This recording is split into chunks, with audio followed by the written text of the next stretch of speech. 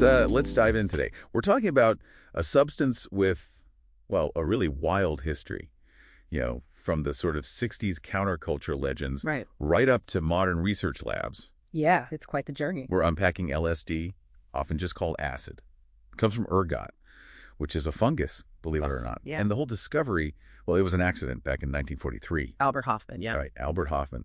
Apparently a tiny bit got on his skin, and that was it. History made.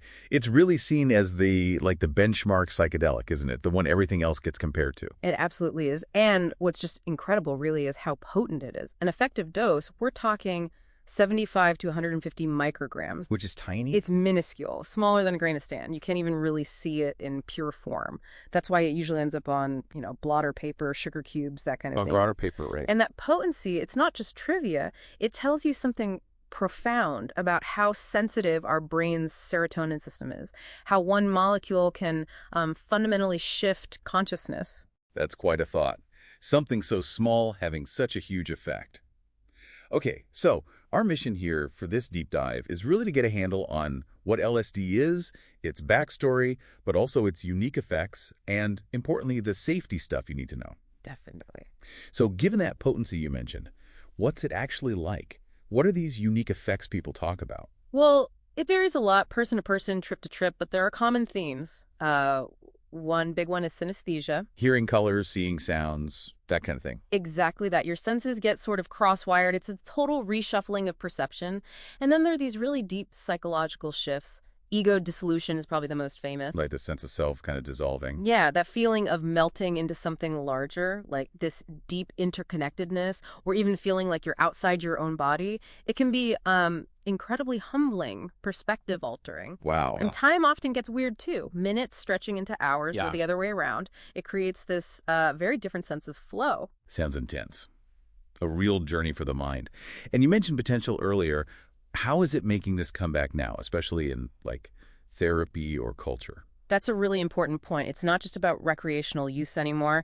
There's this huge resurgence in research, especially for mental health. Okay. They're looking seriously at its potential for treating things like depression, PTSD, anxiety, usually combined with therapies, psychedelic-assisted psychotherapy. Right, so the drug helps the therapy process. Exactly. It can help people access difficult emotions or gain new insights.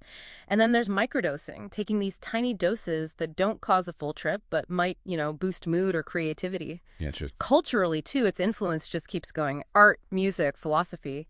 It's definitely moved beyond just the 60s. Okay, so with effects that profound, both perceptually and psychologically, whether it's for deep dives or these microdoses, safety becomes, paramount. Absolutely critical. What are the key things people need to keep in mind? Well, tying it all together, the idea of set and setting is just huge. You can't overstate it. Your mindset and where you are. Precisely. Your headspace going in and the physical environment feeling safe, comfortable, that massively shapes the experience. And a really practical point, especially with unregulated stuff out there. Yeah.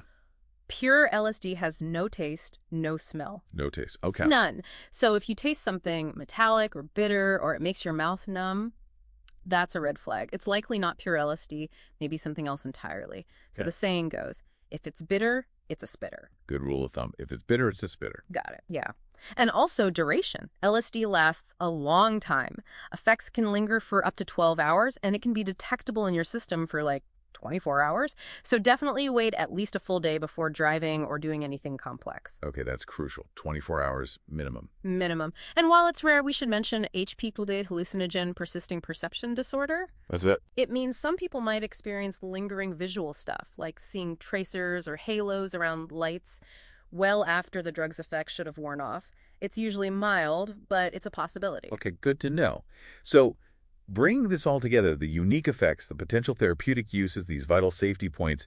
Why is it so important for you, the listener, to be informed about something like LSD now, especially with all this renewed interest?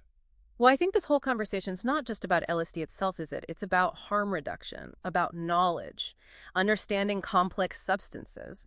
What happens when we actually approach these topics with curiosity, with a focus on safety and critical thinking instead of just fear. Right, moving beyond the myths. Exactly, because really knowledge is power, and when you're dealing with powerful substances, being informed helps you make safer, better choices. It's about thinking critically about what we put into our bodies and minds. What new insights might that unlock?